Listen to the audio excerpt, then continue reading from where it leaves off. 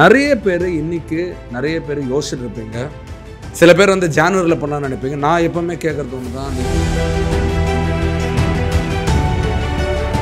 இந்த நிமிஷத்துலேருந்து ஒரு மொமெண்ட்டை ஞாபகம் வச்சுக்கோ. நான் தேவையில்லாத என் வாழ்க்கையில் எங்கேயுமே என்ன செய்யாத இருந்தால் என்னோட லைஃப் வந்து இன்னும் பெட்டராக இருக்கும் அப்படின்னு நீங்கள் என்ன கேட்டீங்க அப்படின்னா,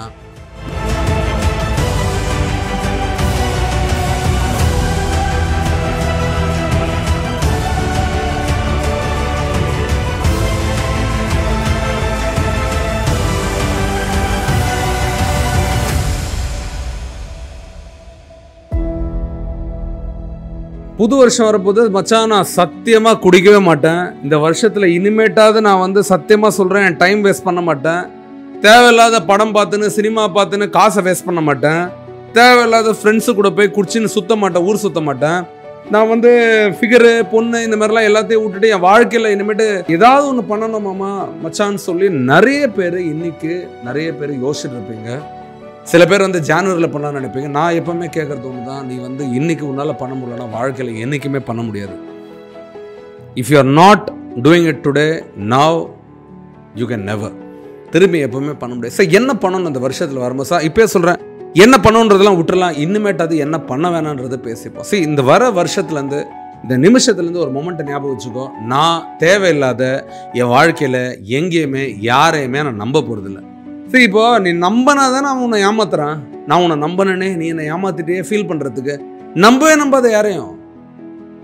நீ நம்பவே இல்லைனா அவங்க நம்பிக்கை துரோகம் பண்ணால் கூட உனக்கு காயம் ஏற்படாது மனசில். நீ எதுக்கு நம்பிட்டு இருக்க? ஸோ யாரையுமே நம்பாத. அப்போ எப்படின்னா நிம்மதியாக வாழ்றது? சரி, ஈஸியாக வாழலாம். இப்போ யோசிச்சு பாரு, நீ மட்டும் தான் பூமியில் தனி, யாருமே இல்லைன்னா என்ன பண்ணுவோம்? எல்லாரையுமே எவ்வளோ வேணுமோ அவ்வளோ வச்சுப்ப. மற்ற நேரத்தில் நீ வந்து எல்லாரையும் முழுசாக நம்பணும்னு அவசியம் இல்லை. ஏன்னா முழுசாக நம்பிட்டு அவங்க ஒன்று சீட் பண்ணிட்டாங்கன்னா you always feel low for them, bad for them. கோவம் வருது, வெறுப்பு வருது. எதுக்குன்ற? முதல்ல அன்பு வைக்கிற, அப்புறம் நம்பிக்கை வைக்கிற, அப்புறம் என்ன சொல்கிற? நீ என்ன ஏமாத்திட்டுன்ற. இன்னும் தெளிவாக சொன்னால், இன்னும் சில பேர்லாம் என்ன சொல்கிறான்? அம்மான்றான், அப்பான்றான், அக்கான்றான், அண்ணன்றான், தங்கச்சின்றான், அம்மான்றான். நான் இப்பயே சொல்கிறேன், எந்த உறவு உன்னால் வாழ்நாள் பூரா கொண்டு போக முடியுமோ அந்த உறவு வேணா நீ வச்சுக்கோ. பார்க்குற எல்லாரையும் நீ உறவாக்கணும்னு நினச்சேன்னா சத்தியமாக அவங்களுக்கு டைம் இருக்காது உன்னை உறவாக நினைக்க. நீ வேணா அவங்கள உறவாக நினச்சிக்கலாம், நிம்மதி போயிடும். இன்னும் தெளிவாக ஜோக்கில் ஒரு நடிகர் சொல்லியிருப்பார், முதல்ல வந்து அத்தையை வந்து அத்தைன்னு கூப்பிடுங்கடேன்னு. புரியல அப்படின்னு பார்த்தா அந்த டயலாக்ல சூப்பராக வச்சிருப்பாரு. முதல்ல அத்தையை அத்தைன்னு கூப்பிடு, ஏன்னா இன்னைக்கு அம்மானுவ, நாளைக்கு வந்து சண்டை பிடிச்சின்னு சாவ அப்படின்னு சொல்லுவாங்க. ஏன்னா எந்த உறவுனால் லைஃப் லாங்காக வந்து இப்போ உங்கள் மாமியாரோட இருக்கீங்கன்னா அவங்கள மாமியாராக பார்க்குறீங்க, லைஃப் லாங் பார்க்குறோம், அதே நிலையில் வச்சுக்கோங்க. அம்மா அம்மான்னு கொஞ்சிட்டு நாளைக்கு திருப்பி அவங்கள பிடிக்கலன்னு சொல்லிட்டு அவங்களே காயப்படுத்துறது. இதே தான் மற்றவங்களும் உறவுகள்லையும்.